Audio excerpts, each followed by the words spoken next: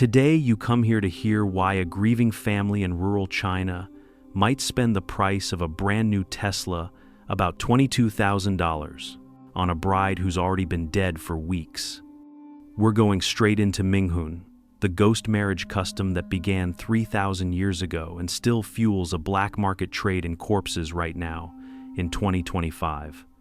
Most people assume this is just an old superstition, neatly archived beside foot binding and opium pipes, something the Communist Party stamped out back in 1949. But reality is darker and more profitable.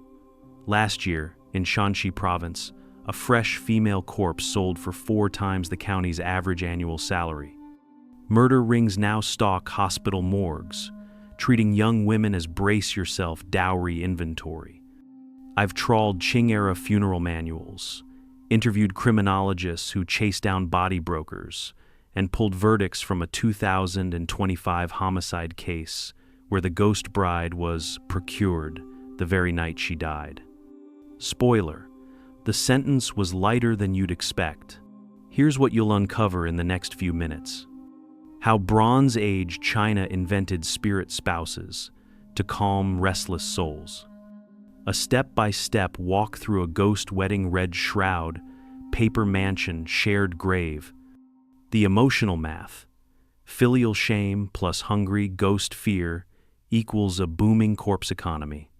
A wallet-emptying tour of today's black market bride prices and the fixers who supply them. One chilling true crime headline that proves the trade is very much alive, ironically. Why laws, CCTV, and concrete coffins can't keep up. And what happens when cremation mandates, dating apps, and AI ancestry sites collide with the afterlife. So let's wind the clock back 3,000 years and meet the very first spirit spouses, because only by seeing how ghost marriage began can we understand why it still haunts China today.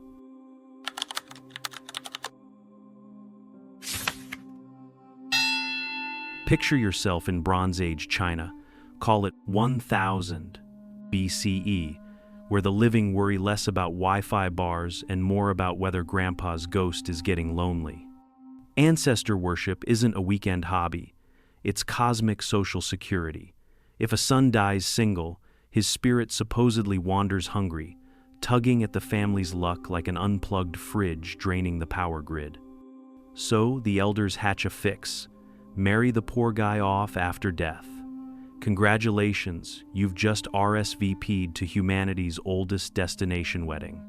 Fast forward a few centuries to the Western Han Dynasty. You're the father of a 19-year-old named Anshi, who has just succumbed to a sudden fever. The village matchmaker arrives anyway, bamboo tally in hand, essentially saying, "Have bride, we'll travel to the afterlife." You haggle over dowry pigs and silk bolts, then stage a wedding the neighbors can gossip about. A proposal tablet on the family altar, think LinkedIn request for spirits. A red silk cuff slipped onto your son's wrist. A paper mansion burned, so the couple owns real estate where it counts. And a double-wide coffin ordered so bride and groom can share eternal floor space. At dawn, both coffins are carried to a fresh pit south of the mulberry grove. Priests chant from the classic rites, soil thuds on wood, firecrackers crackle, and the household finally exhales. Anshi won't be rattling the cupboard doors tonight. Ghost marriage upgrades again during the Tang era. Corpse-matching specialists called Yin-Yang Ren keep catalogs of unmarried dead women, a kind of funereal Tinder minus the swipe left. They'll negotiate burial plots and feng shui lineups so ancestors lie in photogenic symmetry. More symmetry, fewer hauntings, or so the pitch goes. By the late imperial period, the trade has its own supply chains: willow wood coffins, red shrouds, traveling bands who recite wedding poems to an audience of weeping relatives, and one very motionless groom. Why does any of this matter to a 21st century viewer with a YouTube queue longer than the Silk Road? Because the same emotional math still drives demand today. An unmarried ghost equals a restless ghost. A restless ghost equals bad luck, and bad luck equals real-world shame. In a culture where filial duty outranks personal happiness, leaving a son single even posthumously makes the entire lineage look careless. Marrying him off restores harmony between yin, the realm of the dead, and yang, the realm of the breathing. It's antivirus software for the family soul update required, or spiritual malware ensues. The ritual also solves two practical problems. It keeps the ancestral tablet roster tidy and lets the family adopt an heir through the ghost bride, ensuring the surname marches on. That's the origin story. Bronze cauldrons, silk cuffs, and a deep-seated fear of lonely spirits. But a ceremony is only as gripping as its choreography. Ready to step inside a modern ghost wedding, crimson shrouds, paper mansions, and vows no heartbeat can echo? The aisle is waiting.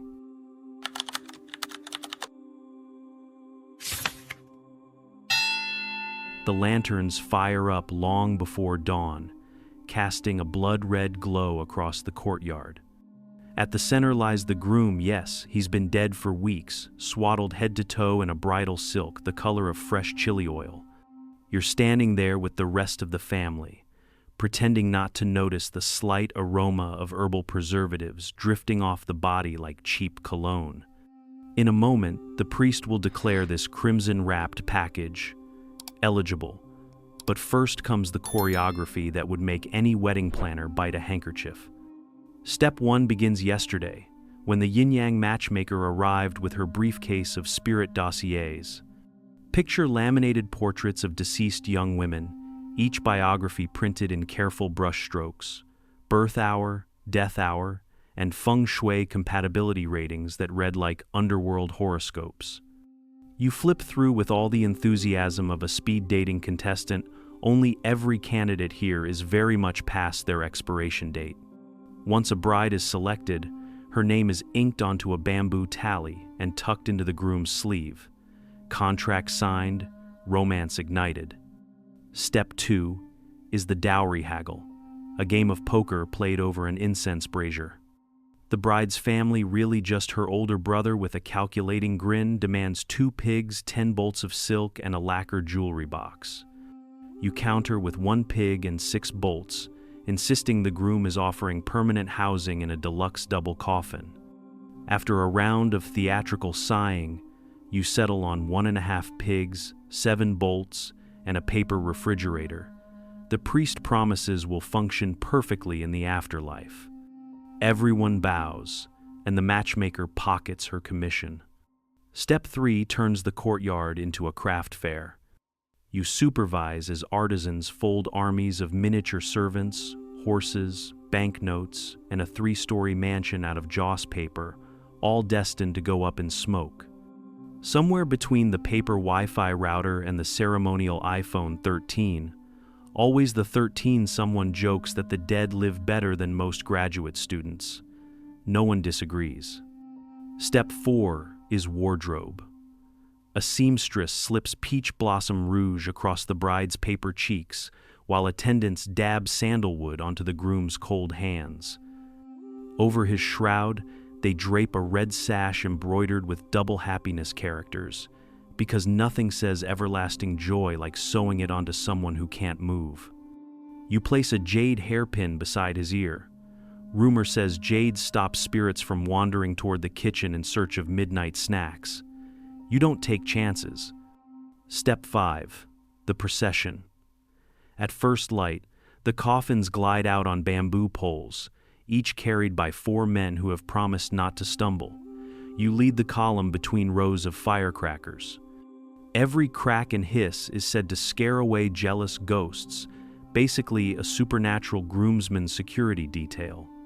Villagers peek through doorways to watch the spectacle, half respectful, half delighted that Tuesday has provided unexpected entertainment. At the gravesite, 2 pits wait side by side like freshly sliced cake. Groom on the east, bride on the west, souls aligning just so. The priest chants, bells ring, and the paper mansion is torched. Flames chew through the joss refrigerator, the servants, the imaginary smartphone, sparks rise like reverse snowflakes. You lower the coffins, sprinkle 5 grains of rice on each lid to symbolize abundance, then shovel earth until the last sliver of red silk disappears under soil. A final bang of firecrackers, and it's done. 2 complete strangers are now eternally wed, owners of prime underground real estate and a paper staff large enough to run a small kingdom. You might wonder why anyone bothers with this 6-act pageant. The answer is yin and yang, balance that must be paid in full. An unwed male ghost lurks in the yin realm, throwing off the family's cosmic ledger. A married ghost slips neatly into the ancestry column, content to collect offerings rather than cause nosebleeds and crop failures. The living sleep easier, the ancestral tablet count stays symmetrical, and the clan's reputation climbs a precious notch in village gossip. It's less about love than about cosmic bookkeeping, think IRS audit, but conducted by your dead relatives. If all that sounds like superstition wrapped in silk, remember this: behind every spotless tombstone is a family terrified of angry spirits and embarrassed neighbors. And where fear and shame intersect, profit is never far behind. Because now that you've witnessed the ceremony, it's time to meet the people who sell the merchandise: fresh corpses, quick delivery, satisfaction guaranteed. The market for ghost brides is open, and the price tags will make your pulse skip even if theirs can't.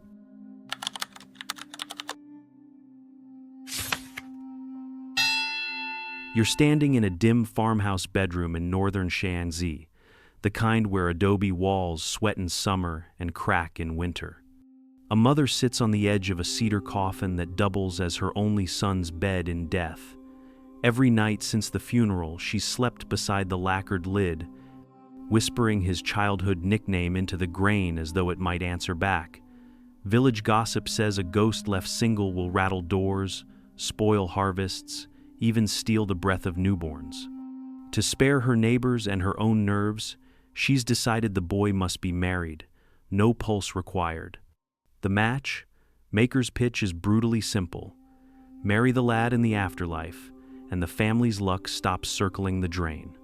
Fail to do so, and his spirit drifts hungry, tugging forever at the clan's fate like a loose roof tile banging in a storm. In counties like hers, the math shows up on grave surveys.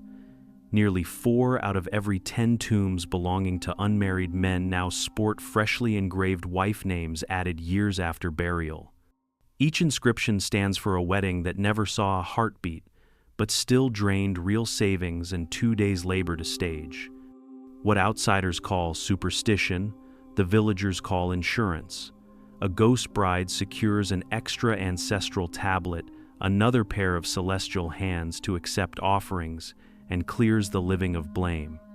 It spares a mother from seeing her lineage end in a single tombstone, from the cold accusation that she failed filial duty by letting her branch on the family tree snap off and rot alone.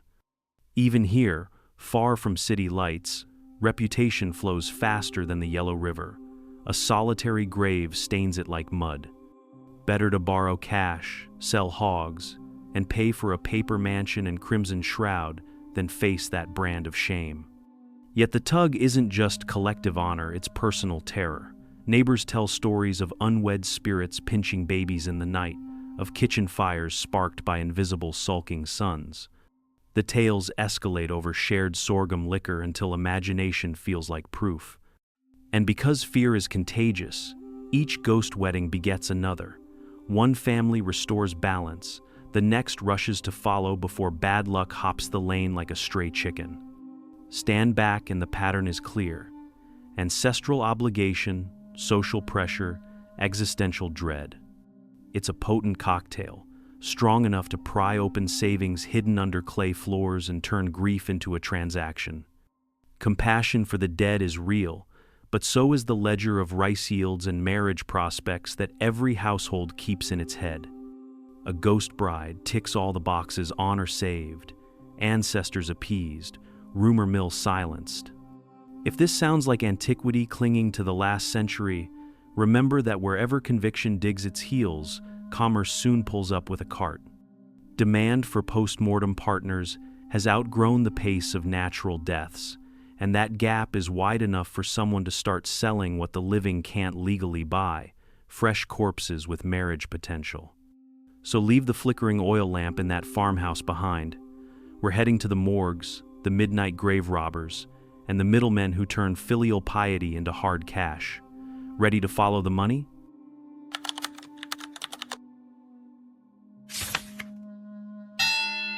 It starts with a number that slaps you awake: 180,000 yuan. That's the going rate this year for a fresh, unmarried female delivered within 48 hours, roughly the price of a mid-range Tesla or 4 wedding banquets for the living. In the county ledger, it equals 4 times the average annual salary, yet grieving parents wire the money without blinking.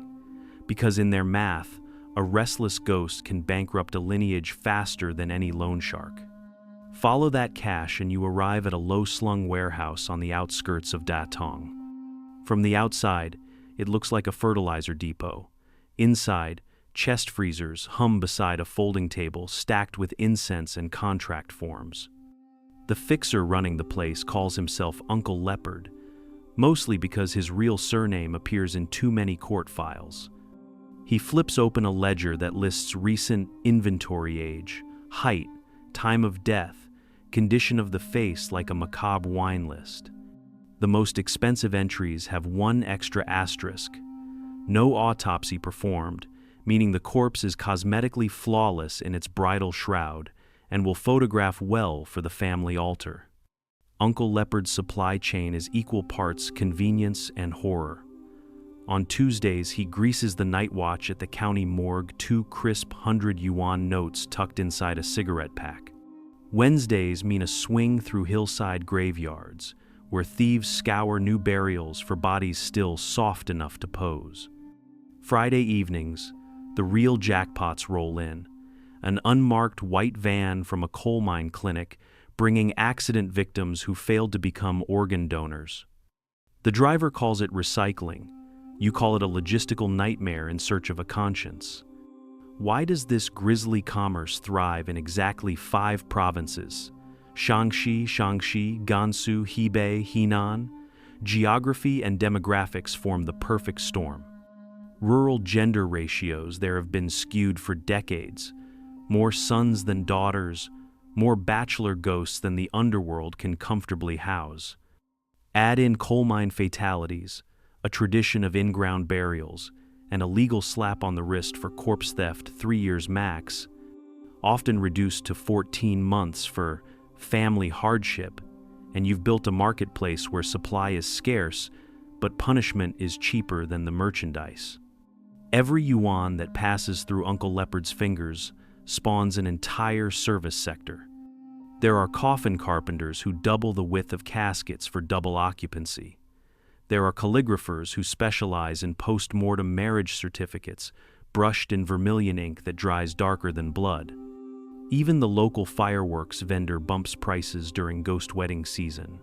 No one wants stingy explosions scaring away half-hearted spirits. But the real innovation lies in logistics.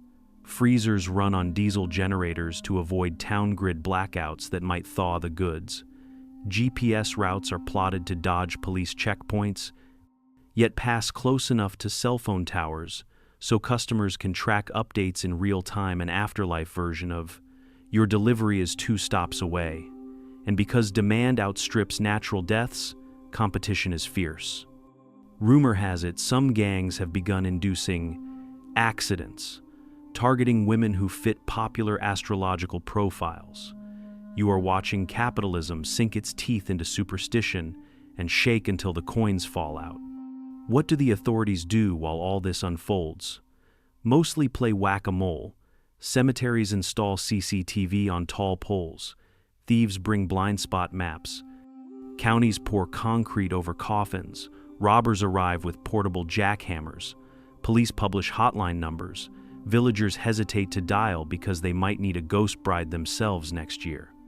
Meanwhile, Uncle Leopard keeps a lawyer on retainer who argues that he's merely fulfilling a cultural necessity the government has failed to legalize. Juries shrug, parents weep, and a new bundle of cash lands in the warehouse freezer. Yet for every transaction sealed under red lanterns, there's one that goes spectacularly wrong. An amateur grave thief leaving tool marks, a morgue attendant talking too loud in a tea house, a buyer boasting on WeChat moments. Those mistakes feed the headlines and, occasionally, deliver Uncle Leopard's competitors straight into a courtroom, and that's where we're headed next. Because numbers and maps can make your stomach flip, but nothing crystallizes the horror like a single flashlight beam skittering across cemetery stones in the middle of the night. The Heenan case from last year has it all: grave robbers, undercover cops, and a verdict that shocked no one except the parents who paid in advance. Ready to walk the crime scene? Follow the torchlight.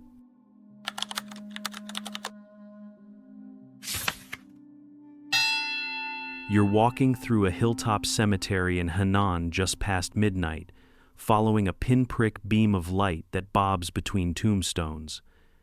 The air smells of damp earth and cheap batteries. The only soundtrack is your own breath and the soft scrape of shovel against soil. Two men in padded jackets crouch over a fresh grave, whispering about how the family buried the daughter with her favorite jade hairpin extra resale value. They work fast, muscles practiced, like mechanics changing a tire.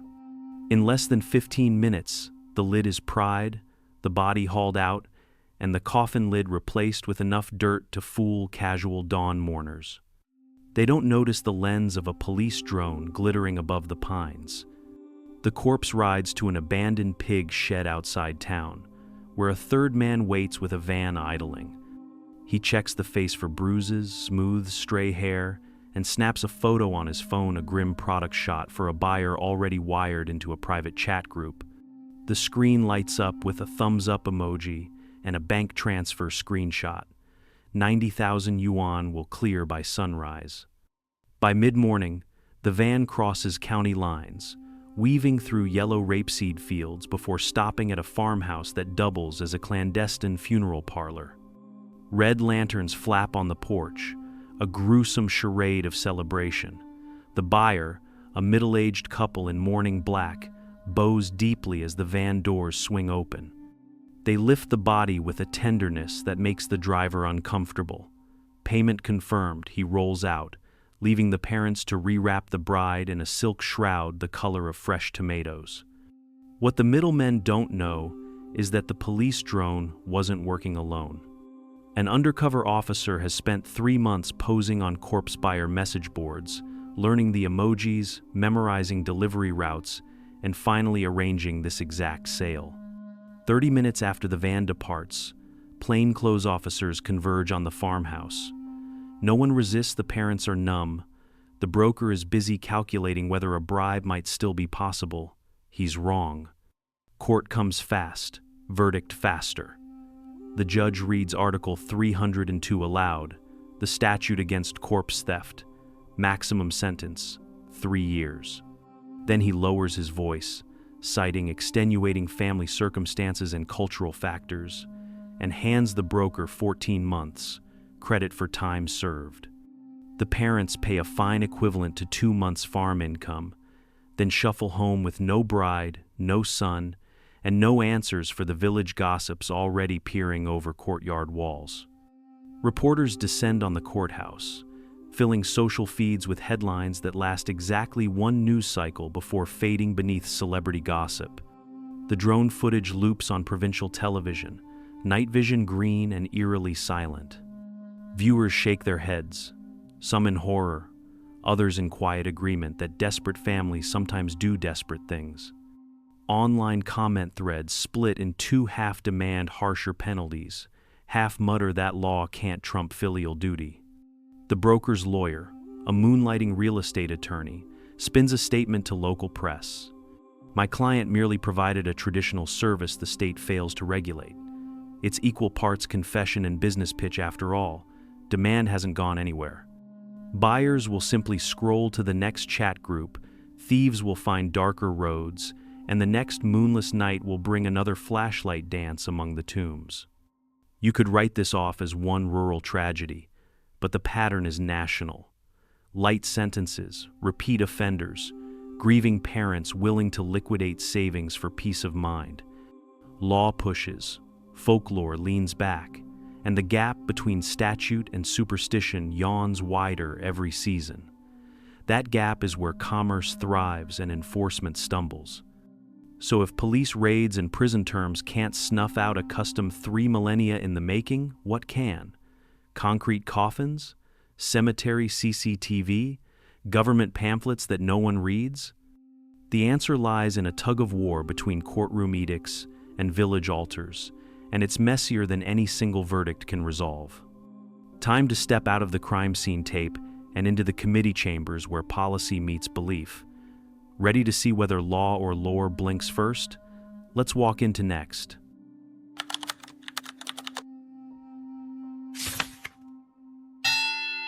Picture a county meeting room lined with flat-screen monitors. Each screen shows a graveyard from a different angle, night vision, green, silent, and according to the deputy chief, now fully secure. He taps the table and tells you the problem is solved. Motion sensors, floodlights, 24-hour CCTV. Yet everyone in the room knows the thieves have already printed blind spot maps from last week's wiring diagram. Technology 0, superstition 1. On paper, the law is blunt enough.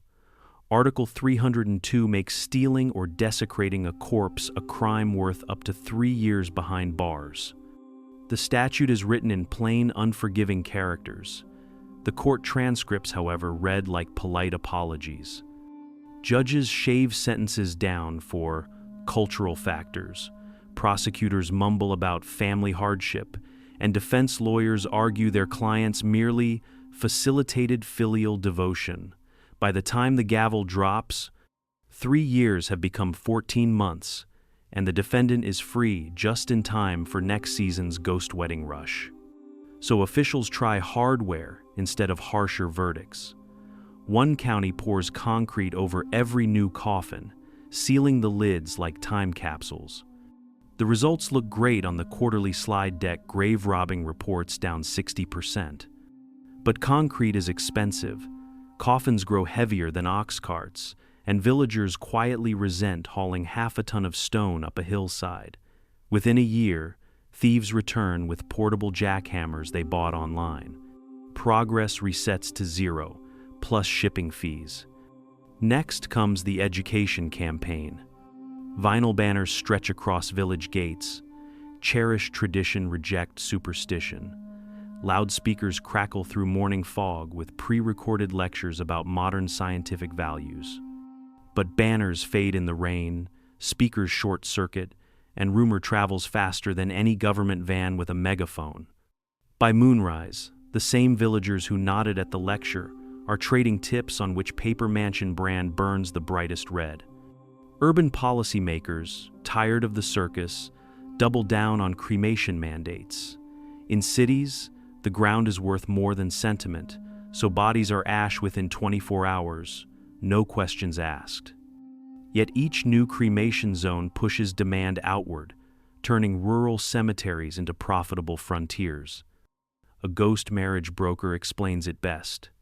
The government handles the fire, we handle the leftovers. Supply chains lengthen, prices rise, and every crematorium invoice is another advertisement for illicit burials 2 counties over. The tug-of-war grows absurd. Bureaucrats install GPS trackers in hearses, families hire cars with removable plates.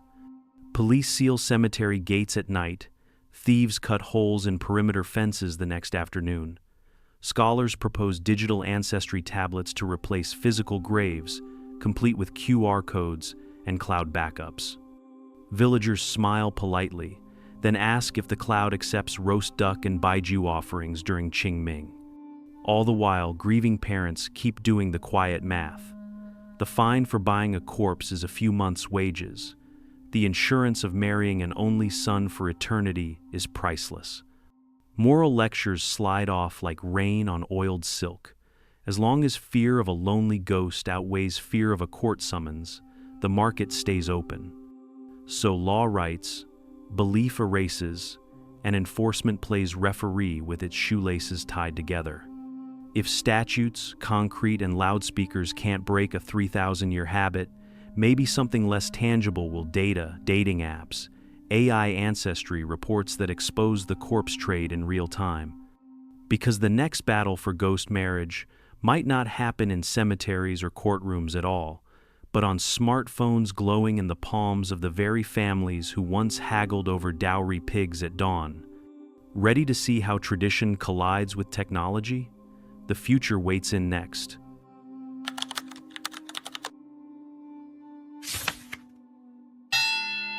You're on the 38th floor of a glass tower in Shenzhen, watching a 25-year-old coder scroll through his phone during a coffee break.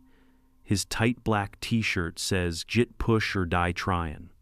When a headline about ghost marriage flashes across his feed, he snorts, flicks it away, and returns to debugging an app that recommends weekend brunch spots.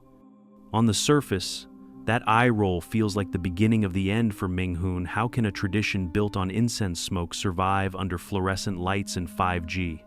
Yet scroll long enough and you'll spot ads for virtual ancestor clouds, smart shrines, and even AI matchmaking for the deceased. The afterlife, it seems, is entering beta. Force 1. Cremation mandates. By 2030, 8 in 10 Chinese counties will require ashes, not coffins. Urban families have already made the switch. Urns slot neatly into columbarium walls that resemble high-end data centers, each niche labeled like a server rack. In the countryside, the rule is meeting more resistance. Farmers joke that their ancestors need real soil to stretch their ghostly legs, but the policy marches on, backed by land prices and environmental math. As burial plots vanish, ghost weddings either shrink to ash-sized ceremonies, 2 urns sealed in one steel drawer, or migrate to counties still willing to trade real estate for superstition. Expect fewer lantern-lit processions and more couriers overnighting bone fragments with tracking numbers. Force 2. Dating apps gently demolishing the bachelor mountain. Even in coal country villages, young men swipe on screens instead of waiting for matchmakers. A single successful marriage in life removes one potential ghost wedding in death. Multiply that by a generation, and demand could plummet. The same algorithms that pair city hipsters over latte preferences may end up rescuing rural lineage charts from the curse of lonely sons. It's slow change, sometimes as slow as a 2G signal on a foggy hilltop, but each living bride means one less midnight negotiation over coffin measurements. Force 3. Data transparency, the uninvited guest at every ancestral banquet. Genealogy apps now cross-reference funeral permits, hospital records, and even unverified grave robbery reports scraped from social media. Imagine a push notification that says, "Possible illegal exhumation detected in your family plot. Tap for details." Hard to keep corpse trafficking secret when your cousin's smartphone pings during dinner. Brokers once thrived on anonymity. Soon they'll face a blockchain ledger that never forgets. Whisper networks turn brittle when every whisper can be screenshot and forwarded to a district prosecutor, or worse, to a curious journalist hunting for viral clicks.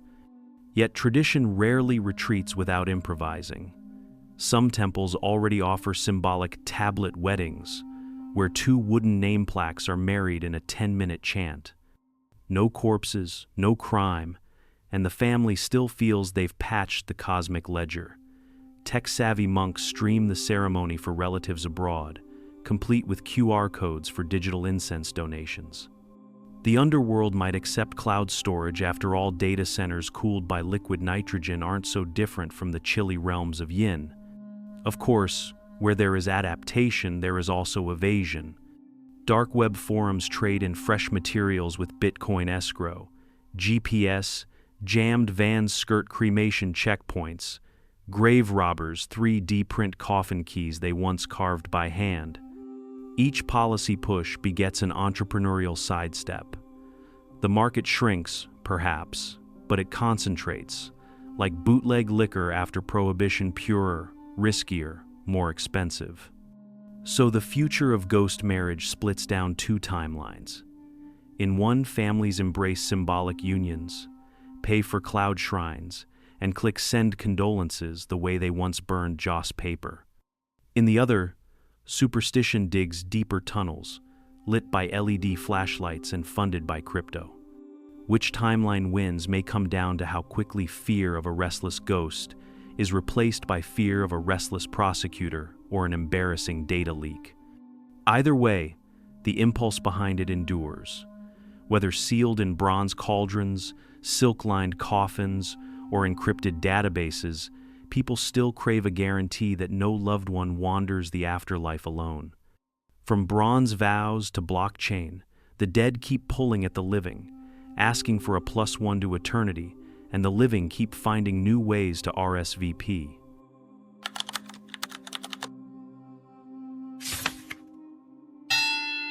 So here we are, standing at the end of a very long aisle. You've walked from Bronze Age spirit spouses through crimson-shrouded rituals, listened to mothers trade livestock for peace of mind, tailed grave robbers lit by drone cameras, watched laws trip over concrete coffins, and peeked into a future where ghost weddings might live on as QR-coded tablet unions or darknet deliveries. Along the way, you've seen the same equation repeat. An unmarried ghost equals a restless ghost, and restless ghosts make the living do extraordinary and sometimes horrifying things. The tradition's endurance isn't really about romance. It's about balance sheets, honor, and the primal dread of leaving someone alone on the other side. If you arrived thinking ghost marriage was a quirky relic, the reality now sits heavier. It's a booming market where filial duty meets supply chain ingenuity. And if you feared the topic was too obscure to matter, consider the way cremation mandates, dating apps, and blockchain ledgers are already steering 3,000 years of belief into its next version update. Reality, once again, outpaced expectation. Before we close the book, here's one final perspective. Every culture invents a ritual to ensure no one crosses the final threshold solo. Vikings buried longships. Victorians posed the dead for family portraits. Modern gamers hold online memorials in pixelated cathedrals. Ghost marriage is simply China's most resilient answer to the same universal question: how do we love people past the moment their hearts stop? And that's the real takeaway. Strip away the paper mansions, the jade hairpins, the courtroom drama, and you're left with a common human reflex: refuse to let silence have the last word. Whether the solution is a silk-lined coffin, a cloud shrine, or a line of code, it's all one long conversation with the dead. Thank you for taking the walk. Now go to sleep, just try not to dream about lanterns flickering in distant graveyards, calling for a wedding that never truly ends.